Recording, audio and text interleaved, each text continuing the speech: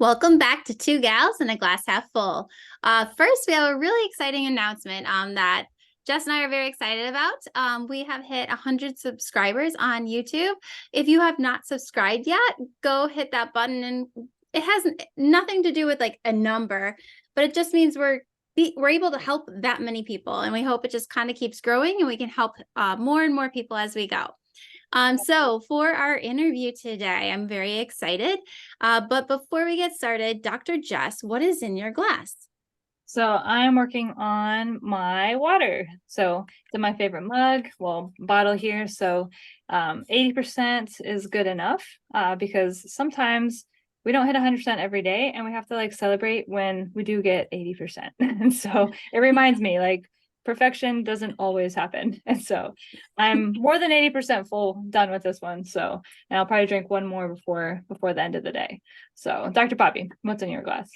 I am on water too. I had a little bit of a sparkling water earlier with a little bit of flavor in it. And this is just plain water.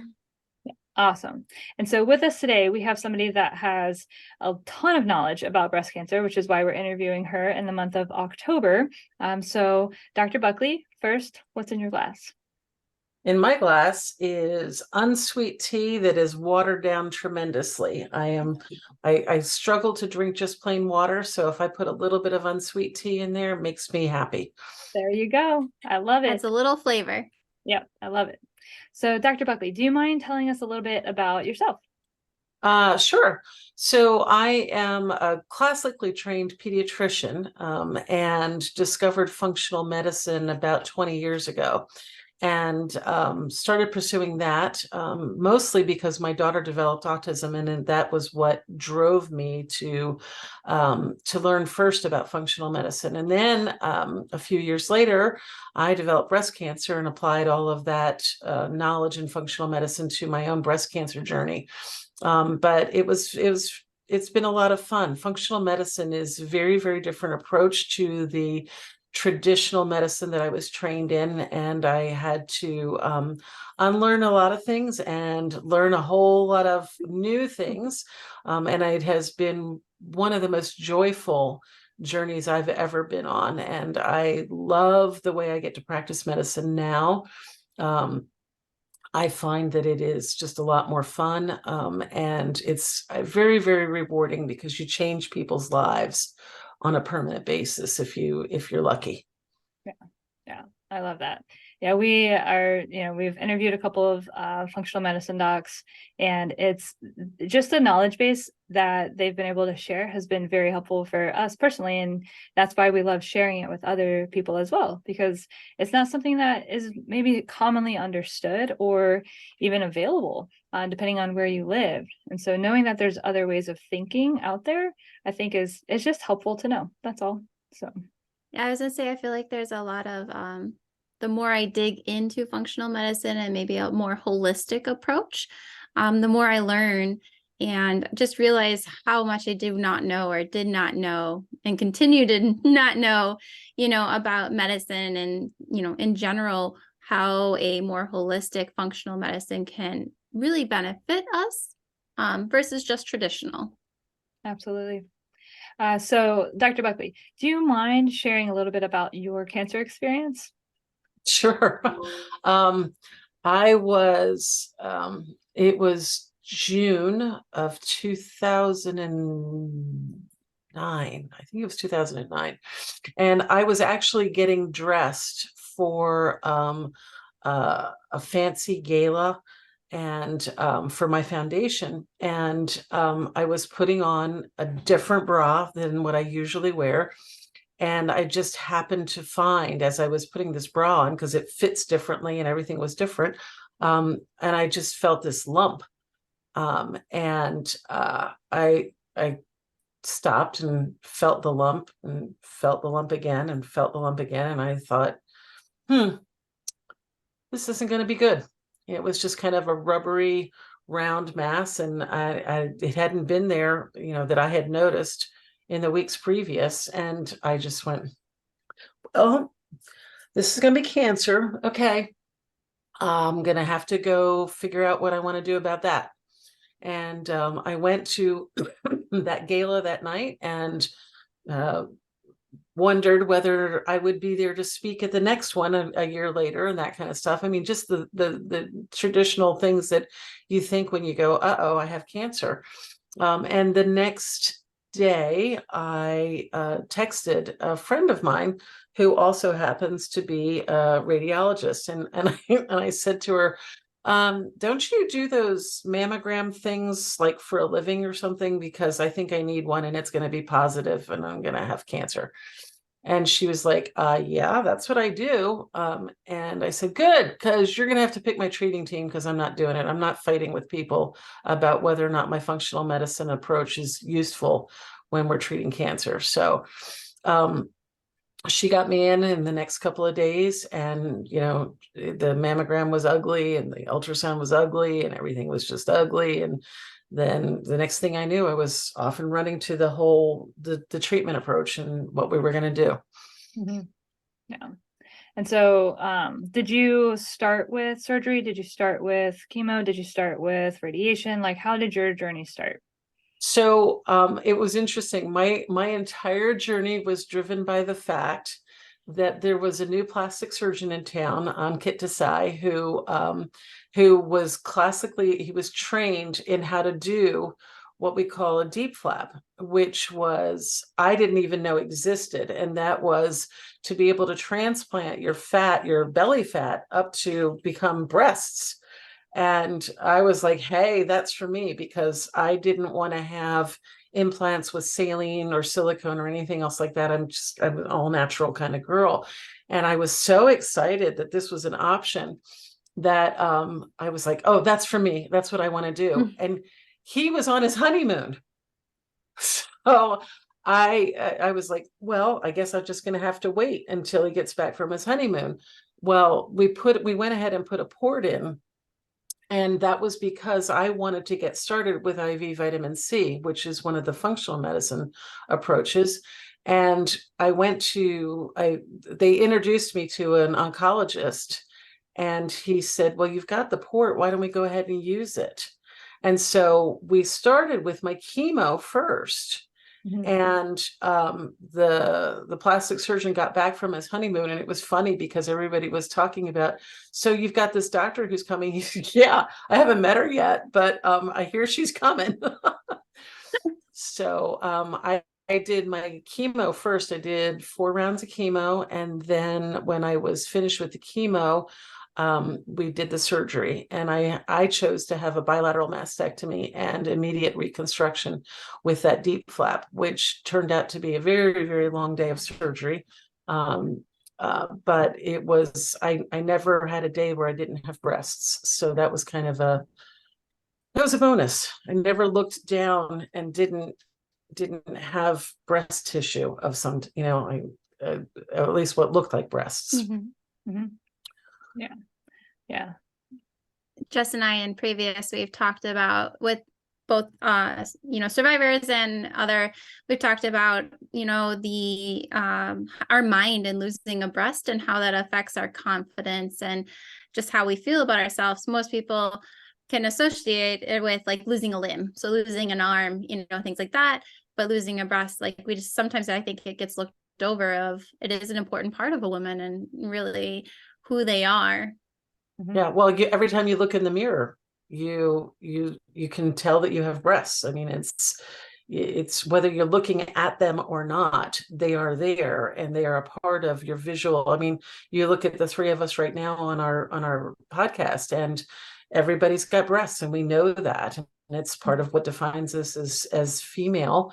And it's a big deal to go home from a hospital without those, and to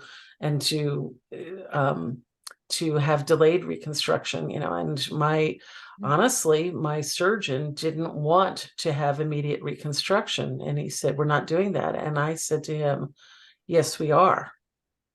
And he just looked at me, because nobody ever argues with the surgeon, right? Except me. And I said, listen, if I don't work, I don't feed my family. So we're not doing surgery twice and having me out twice. We're doing it once, and I'm going to be right back at work. And I was, I again used all of my alternative functional medicine approaches, and I was in a hyperbaric chamber within a couple of days of the surgery. And that healed me up so quickly that I was back at work like 2 weeks later. Mhm. Yeah. Wow. I think that it's interesting because, like, did he tell you why he didn't want you to have reconstruction right away? He didn't like doing it that way. Right. I was like, No, I don't like, care. really, there's I've heard this many times, and it's not even just like that surgery. Like, another common surgery where this is common that they want to do 2 surgeries is like a diastasis recti after like a really big pregnancy, and then hernias develop. So they'll want to do the hernia repair and then in a separate surgery close in that diastasis, and it's like, so you're gonna recover twice and go under anesthesia twice and have Right. all of that cost twice. Yeah, it's crazy. It's really interesting with the co-surgeons. Like, if you have to have 2 different kinds of surgeons in the room at the same time, and the amount of problems that can create in our medical system. It's not the patient first, by the way. Like, undergoing 2 times of going under surgery, 2 recoveries is insane. Like, that's crazy to me, and it doesn't need to be like that. I do understand there's a practical world that we live in, and trying to combine all of that can be difficult, and that's okay if it's what's best for the patient. Yeah. So It was funny because he just didn't want to do it that way. And so my response to that was, well, yes, we are going to do it that way. And he still wasn't happy, and he still didn't want to share the OR with my plastic surgeon. They could have been working at the same time, and instead he had to work sequentially, which prolonged my anesthesia tremendously. Right. But what I hang on. What I did was, it was clear that he was going to have a problem playing well with others. And so my response to that was to write up on a piece of paper that was about this big a little prayer. And I folded it up really small, and I taped it with just a clear one of those little tegaderms. I taped it to my breast, and because I knew I was going to be asleep in a millisecond, and I wasn't going to get to say anything to them. And so on the top of it, it said, "Pray first." And so they lifted it off, and I was like, "Please read this first." And it was a little prayer that said, "Please, everybody work well together, let it go well together." And I offered a prayer, and I asked the team to pray. And I'm going to presume that they did, because you learn pretty quickly that patients can be aware even if they're asleep in an OR. And if you don't do what they ask you to do, they might come back and tell you didn't do it. So it was interesting, because my plastic surgeon saw it. He said, "Okay, let's get this going." And he was marking everything so that he had all the markers that he needed for reconstruction. And it was pretty amusing. Yeah.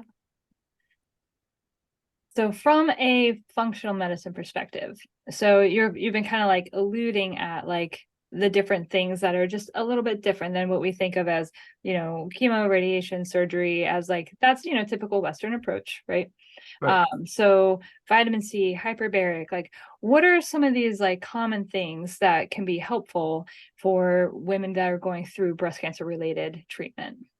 Well, I think that the one thing that's worth saying before we even go down the path of what things do you do is to just look at what is functional medicine, because I think that's it's really important to understand. And sometimes people aren't sure what it is that makes it functional medicine.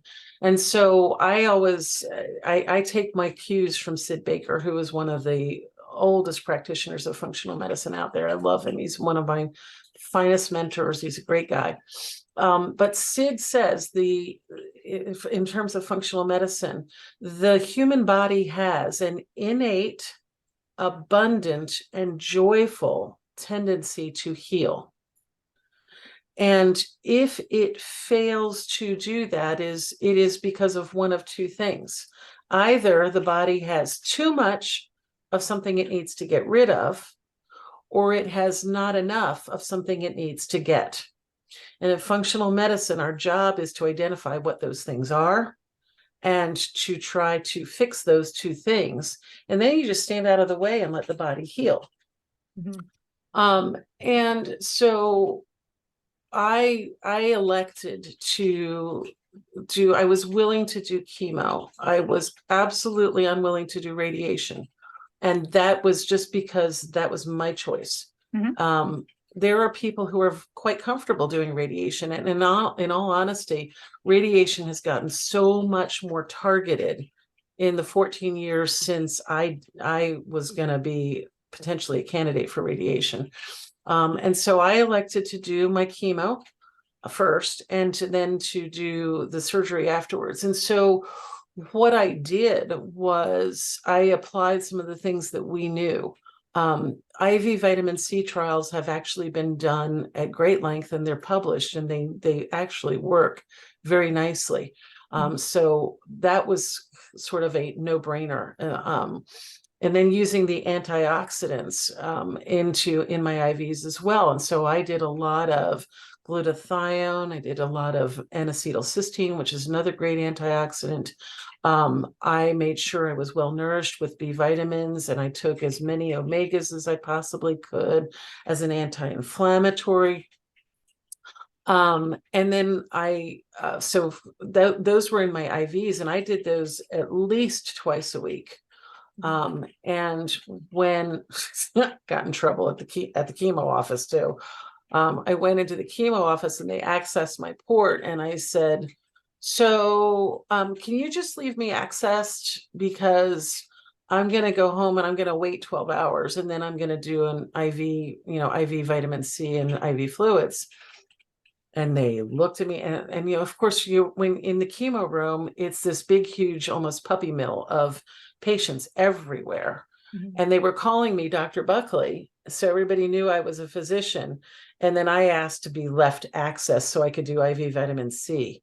And everybody's antennas went up. It was just like, oh my God, did she just say it? And I got permission. I said, just go ask Dr. Thomas, just go ask him. And he's like, yeah, just go ahead and leave it. And I said, because if you don't, I'm just going to re-access it at home anyway. So you're confident that you're sterile. Let me just leave it in place. So I got in trouble there too. It's my habit. I get in trouble for stuff.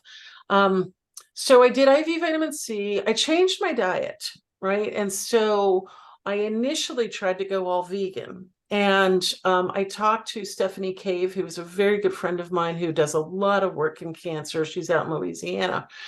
And she said to me, what blood type are you? And I said, I'm O negative. And she said, Julie, you're not going to be able to do it without some animal protein. And it was amazing. I started back with a little bit of animal protein and really kept all the vegetables, all the healthy fats, all of that kind of stuff, and really dumped all the sugar and dumped all of the carbohydrates out of my diet and changed my diet.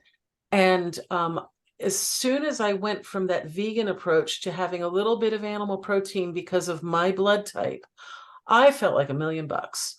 And it was great. So I did that. I started taking some supplements, and then I really worked on, because I had young kids and I hadn't paid a lot of attention and hadn't had time to be able to doing a lot of exercise. So I tried to do some exercise. I very quickly didn't feel great with the chemo, so that didn't go very well while I was being treated, but I then pursued it afterwards. And I used hyperbaric chamber, and there is really great evidence, and the mainstream world does not like it, but there is tremendous evidence that cancer does not like oxygen. Cancer really is an anaerobic process, and it hates oxygen. And so you can actually really help yourself along, in my opinion, with using hyperbarics, because you increase the oxygen that's being delivered to your body, and that oxygen kills cancer cells. Mhm. Yeah, ironically, it was also the only place that I didn't feel nauseated. So with the chemo, I felt tremendous nausea, and it was almost continuous. I would feel like that for at least the first week after I had a treatment. And the only place that I wasn't nauseated was in the chamber. So I would just crawl in that chamber and stay in there as long as I possibly could. And I'd have to get out to go to the bathroom, and I would just get right back in again and sleep. I've never slept as many hours as I did when I had cancer, which is another really good thing for us. Mhm. So I just gave into it and just went to sleep and went to sleep and went to sleep. And I was making up for years of not having slept while I was in training, and then when I had young kids. So those are some of the initial things that I did. When I was terribly nauseated, I wasn't successful in taking all of my supplements. And when I was terribly nauseated, I wasn't successful in eating as clean as I should have been. But I did the best I could. There's a great book that it's called The Cancer Fighting Kitchen. It's by Rebecca Katz. I still use that cookbook for entertaining because the dishes are so beautiful. But she is a pro at using food as nutritional support. And she has this great section for, they call them dips and dollops, I think it is. And she had different kinds of little sauces to make to keep in the fridge, so that when your chemo changed your taste buds and things didn't taste right, you could adjust it with some of these dollops that she had, and things would taste better according to what you needed. So it was a great book. It's just a fantastic book. And she actually came to an IFM conference and presented and talked, and it was fantastic. So she's a dynamic chef, and she's really smart. Yeah, I love that. Very I just found interesting. the link. So we'll be linking that book in the description of the episode. So in case anybody's interested. Great. I do hear a lot of patients going through cancer, whether it's breast cancer or something else, just say food doesn't taste good anymore. So that would be pretty cool to like be able to change it to make it more, because you need that nutrition Yeah. to help you heal. Yeah. Absolutely. When my stepdad went through a pretty aggressive form of cancer, one of the things that I was really trying to do is make sure that he always had food that was accessible and healthy. And I had to work on what his palate could tolerate. So I would try like 3 different things, and he would say, like, thank you so much, but like maybe not that again. And I'm like, oh, did you get sick on? He's like, yeah. I'm like, okay. So, but this one went well. You go, yeah. I'm like, okay. So we're gonna go with that, and then we're gonna add something to it. And then that way I at least knew that he had some stuff where he could still get good stuff in, but it was easy to digest. Nothing where it was like real hard to, like a big piece of steak or something like that, but still get some protein in and still get, eating the rainbow, still trying to get like some variety of nutrients coming in. And it was just working with the taste buds though was more difficult than anything else. Yeah. Of like just trying to like tolerate something and staying hydrated at the same time. So just you got to work with it, that's all. And so if one thing doesn't work, that's okay. Just let's try something else.